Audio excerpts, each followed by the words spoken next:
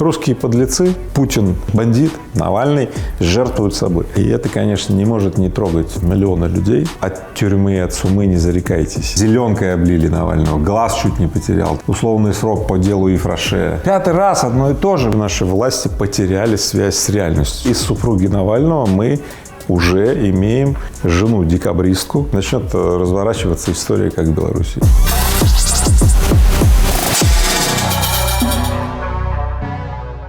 Игорь Владимирович, у нас сегодня должна была быть совсем другая тема, но главную мы никак не можем обойти. Вы вообще следили за прибытием Навального вчера вечером? И как вам вообще то, как его встретили? После того, как Навальный несколько раз опубликовал информацию, что он летит в Россию, он точно прилетит, встречаете, дал пресс-конференцию, я, конечно, думал, как это будет.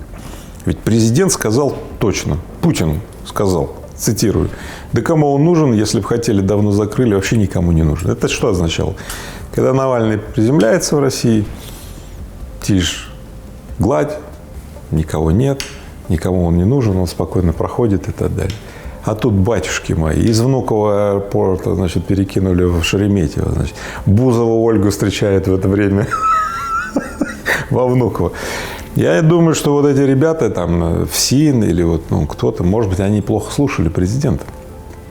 Президент сказал, никому он не нужен. А те, видимо, решили просвоевольничать. Знаешь, я уже даже, после того, когда моя супруга пришла и сказала мне: а ты Навального смотрел? Я кропотливо смотрю каждый выпуск про Навального. Вот правда.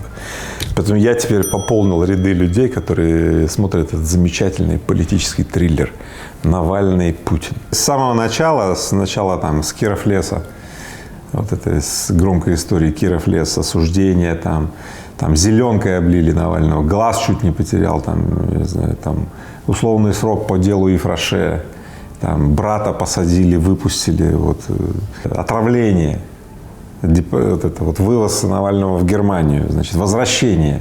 Вся эта история – это захватывающий триллер и очень похоже на «Гамбит». Напомню, «Гамбит» – это жертва фигуры для обострения ситуации. Вот сейчас на лице разворачивается, на шахматной партии, жертва фигуры под названием Навальный. И похоже, что политические игроки в России, приняли этот гамбит, и будет очень мощное обострение. У вас есть версия, почему Навальный вернулся? Ведь ФСИН, который объявил его в федеральный розыск, новое дело о мошенничестве, это такой намек конкретный. Приедешь, сядешь. Да, есть, конечно, версия очень четкая. Навальный идет на обострение. Он предполагает, что политический режим в России настолько шаткий, хрупкий, что это обострение, эта жертва, которая, кстати, принята Путиным, Путиным или его, соратниками из ФСИНа или так далее, да? Это обострение приведет к политической дестабилизации и так далее. Начнет разворачиваться история, как в Беларуси. Конкретный ход, конкретный шаг, и, видимо, политические власти России принимают. Зачем это шоу, все это дело? Наверное, они пока просто думали, а вдруг обойдется. Все. То есть мы находимся в стадии политического обострения. Сейчас начнется. Новые санкции Европы, новая риторика европейская. Сейчас по всем фронтам начнется давление. А из Юли, из супруги Навального, мы уже имеем жену-декабристку. Тихановская, белорусский вариант в полном виде. Поэтому ждем. Сейчас запасайтесь попкорном. На самом деле будут очень жесткие события. Я не знаю, насколько стойкий политический режим России, сразу говорю. Но напряжение сейчас будет по всем фронтам чувствоваться. Вы все-таки думаете, есть вероятность, что Юлия Навальная станет новой Тихановской? Потому что, в принципе, образ у нее очень сильной женщины, красивой, которая за мужем пойдет куда угодно. Да. Это эпичное прощание, которое во всевсех СМИ распространено, да, такое. Все, давай, пока, я здесь остаюсь. Это очень напоминает это прощание жены декабристов с мучениками, которые отправляются на каторгу, да. И как раз с этого и начинается розыгрыш истории жен декабристок и потенциальный сигнал для всех сил, которые сплотятся вокруг Юли теперь. В общем, вариант Тихановская 2. Но только теперь, значит, Юлия Навальная 2. Для России он предложен. То есть игроки, которые играют в эту шахматную партию, они конкретно пошли на размен Навального. Я вообще не понимаю, насколько уместны вот такие вот сравнения, да? Гамбит Навального там, и так далее. То есть это же живые люди, это не пешки и не ферзи на шахматной партии. Ну вот все это напоминает. Но меня больше всего вдохновляет вот это вот именно, насколько задействованы все вот эти вот сердечные теплоты семьи, поддержки и так далее. Это же в сердце у каждого человека, и вот они продемонстрированы. Да? И это, конечно, не может не трогать миллионы людей. Надо сказать, что Алексей Навальный настоящий лидер. Ну, если вот он идет и реально жертвует собой для того, чтобы произвести вот это вот открывание новых дверей для, пусть не системной оппозиции или системной, как бы они там себя ни называли, это новый тип лидерства. Но все должны понимать, что неопределенность увеличивается, мы еще больше находимся в непредсказуемом, так сказать, положении. И если политический режим по каким-то причинам дрогнет, то мало никому вообще не покажется. Есть еще одна версия, что Навальный – это русский Нельсон Мандела, и что таким образом через тюрьму он станет президентом. Что вы по этому поводу думаете? Возможно ли такой сценарий? Да, в мире очень много таких примеров, когда люди шли на подобные действия, подвергая себя смертельному риску. Сразу скажу, это конкретно Гамбит Навальный жертвует собой. Вот. Но потом так получается, что их не убивают в тюрьме, или они случайно там не погибают по дороге, да, и они выходят из тюрьмы, и они становятся настолько популярны, и народ связывает с ними настолько свое будущее, что они становятся лидерами, даже не столько президентами, сколько всенародными лидерами. Это больше, чем президент. Если замысел шахматных игроков по Навальному именно такой, это очень красиво. Такое может случиться, вероятность очень низка. Я на эту вероятность не ставлю. Очень мала такая вероятность, поэтому скорее нет. Уже пошли заявления мировых лидеров о том, что Навального нужно срочно отпустить, что дело политическое и так далее. Как вы думаете, стоит нам ждать санкций и будут ли экономические последствия от того, что мы вчера наблюдали? Знаешь, я скажу больше всего, чего я боюсь. Что YouTube закроют. Ну, потому что просмотры, которые получает приезд Навального в Россию, это как Ленин на броневике, помнишь вот это вот? И вот Навальный, значит, прилетает на самолете, его встречает с такими почестями. 1 миллион людей в прямом эфире вчера смотрели его. Россия не может заблокировать Навального на Ютубе, потому что Ютуб – это американская площадка, да, но Россия может перекрыть Ютуб, ну, как бы закрыть его, чтобы его невозможно было смотреть. Ну, вот как Телеграм пытались там блокировать. Вот. Поэтому вот этого я больше всего боюсь. Вот этих санкций, когда платформа, через которую иные мнения, иное вообще может попадать к народу, перестанет попадать. Вот. Ну, а вообще говоря, конечно, сейчас будет очень много политических судачеств на эту тему. Европа, значит, начнет говорить про санкции, там, увеличение санкций. Кстати, Эстония уже заявила, или кто, Прибалтика. Они всегда первые. Да, первые. И так далее. Вот. Конечно, будет ожесточение риторики. Ты не представляешь, какая сейчас ситуация, если из России бизнесмен, предприниматель ведет бизнес в мировых каких-то компаниях, на него просто все косо смотрят. Это вести бизнес россиянину в мире очень сложно.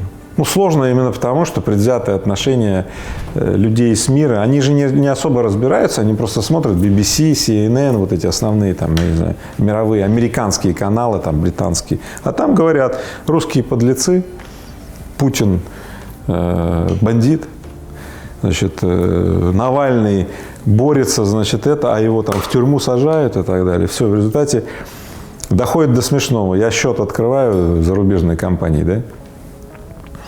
Значит, я из России, у них повышенный ангажемент, значит, ко мне из России. Значит, они вбивают комплаенс-систему, это проверочную систему, фамилию Рыбаков, и высвечивается какой-то украинский Рыбаков, который там денег украл, коррупцию коррумпирует, да, они все мне блокируют сразу, вот все, на всякий случай.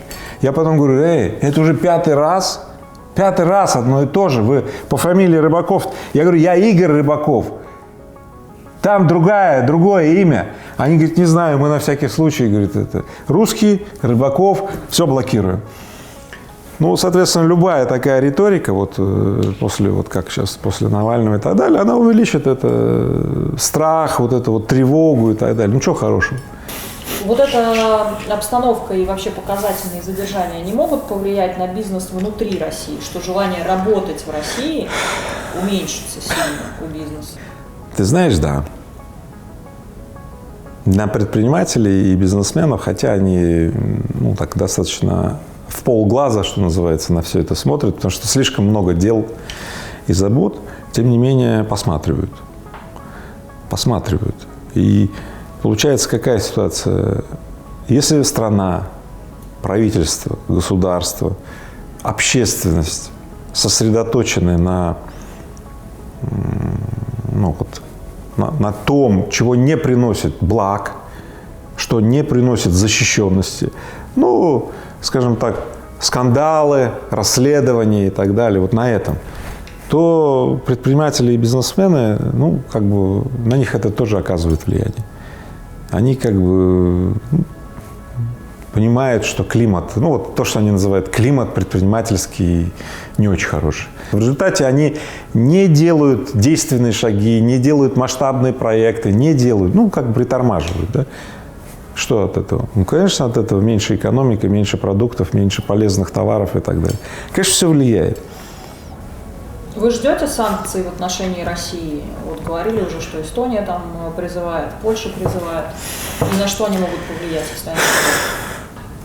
Мы давно уже живем в состоянии двойной изоляции. Изоляция, которую устраивают западные коалиции. Им нужен враг, им нужен такой, против кого сплачивать свои силы. У них же тоже не все хорошо. Ой, у них очень все плохо. Для этого им нужен внешний враг. Слушай, есть внешний враг бандитствующего типа, вот полностью там, значит, убийцы, да, это ИГИЛы и вот эти вот террористические организации. А есть враг такой системный, очень сильный, длинный. Может, он не совсем бандит, но почти, да, это Россия. Вот, так сказать, истеблишмент западный разыгрывает эту игру. И вторая, самоизоляционная, значит, актуальность. Ее устраивают наши власти. Такое ощущение, что наши власти потеряли связь с реальностью. Вот и все. То есть у нас нищая страна, у нас средняя зарплата меньше, чем в Китае. При том, что сырьевых ресурсов в недрах России предостаточно. И это утрата актуальности, понимаешь? Это не к вопросу, что люди плохо работают, люди там какие-то у нас не такие, у нас замечательные люди. Власть потеряла связь с актуальностью. На самом деле это огромная задача власти сделать так, чтобы национальные ресурсы работали на жителей страны. Как может нищий народ, ну, такой бедный, как мы в России, на равных говорить с людьми, у которых зарплаты или доходы в 10 раз больше? Это как? Никак! Я понимаю, что это не совсем ваша тема, и вы не политолог, но все-таки. Есть у вас какие-то личные прогнозы, чем это дело кончится? Я действительно не политолог, не футуролог, не звездочет, не астролог. Вот. Но давай посмотрим, как ведет себя Америка. Вот Трамп что-то там сказал, им показалось, что экстремистское. Да? Что они сделали? Заблокировали его аккаунт в Твиттере, ограничили его аккаунт где-то в Фейсбуке. Ну, в общем, полная блокировка социальных сетей. Вот. Поэтому что можем сделать мы? Путин сейчас звонит, например, в мейл, и в ВК, значит, аккаунты Навального сносятся нахрен, да? В Одноклассниках сносятся нахрен, да? Вот я не знаю, куда еще может позвонить Путин. Этот «Мой мир» соцсетка, я не знаю, есть там у Навального. Ну, короче, вот всем он звонит, значит, и все блокируется.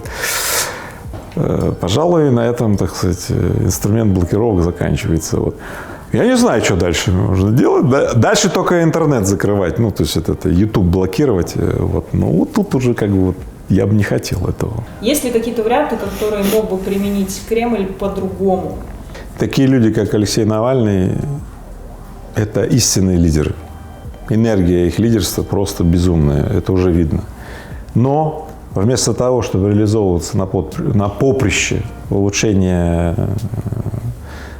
страны, участие там, не знаю, в Госдуме, участие в основании политической фракции и так далее, Алексей Навальный идет по пути, ну, что называется, вот, от тюрьмы, от сумы не зарекайтесь. И проводят его туда, ну, собственно, власти. Сейчас в Госдуме слишком много людей, которые, ну, занимают достаточно пассивную, соглашательскую позицию, а значит, они не могут привнести никакие, ну, инициативы, и изменения просто не будут происходить. Назревшие изменения, их не случится. А такие люди, как Алексей Навальный, они бы могли существенным образом обновлять наше общество, привнося то, что давно уже назрело. Возможно, какие-то политические катаклизмы в России, революции, перевороты? Боитесь ли вы этого? Я очень боюсь того, что может произойти черный лебедь. Ну, события неожиданные, непрогнозируемые. Есть белый лебедь, так называемый, да, маловероятные события. Маловероятных я не очень боюсь. Черный лебедь, который вот в 1917 случился там, и после этого на многие годы Россия погрузилась там, гражданские войны и так далее. Там, ну, я бы не хотел этого. Вот. Я бы хотел, чтобы мы, как люди, занимались укреплением защищенности наших семей. Так же, как есть вот United Nations, Организация Объединенных Наций, я бы хотел поддержать создание мировой организации United Families. Это организация, которая считает, что вот family first, то есть семья имеет значение, и вообще все будущее рождается в семье. То есть какая семья, такое и будущее. Я бы хотел, чтобы мы больше этим занимались, укреплением защищенности семей и подключенности семей к изобилию, процветанию, благосостоянию. Поэтому я всегда напоминаю, задаю вопрос такой, да, и себе, и всем другим. Вы хотите быть правым или вы хотите быть счастливым? Люди, которые хотят быть правым, они постоянно разыгрывают какие-то гамбиты. В результате мы жертвуем собой, и жизнь наша никак не улучшается. Может быть, нам пора перестать жертвовать собой. Может быть, нам пора заниматься нашей защищенностью, укреплением нашей защищенности и повышением качества жизни. Я бы этого очень хотел. Ребят, кто смотрит сейчас канал, напишите ваши прогнозы. Как будет развиваться ситуация с Навальным, с Путиным, с санкциями против России? Что произойдет? Какие ваши версии? Все, подписывайтесь на канал. Скоро 1 миллион у нас с вами. Мы большое сообщество взаимной поддержки и взаимного наставничества. Мы вместе, мы точно будем укреплять защищенность наших семей и безопасность, и процветание. И каждый из нас, кто здесь на канале, мы будем ощущать на себе рост качества жизни.